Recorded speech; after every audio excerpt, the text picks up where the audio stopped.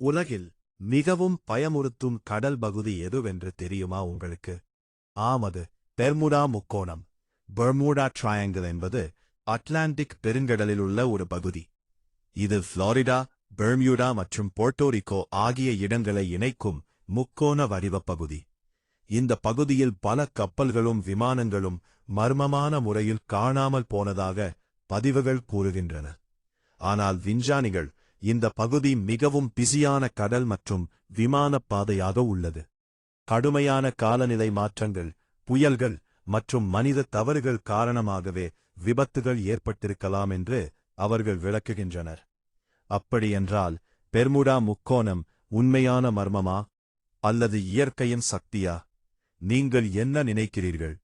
மேலும் இது போன்ற சுவாரஸ்யமான தகவல்களுக்கு ஜர்னி பைட்ஸ் வித் பாலா சேனலை லைக் பண்ணுங்க, சப்ஸ்கிரைப் பண்ணுங்க.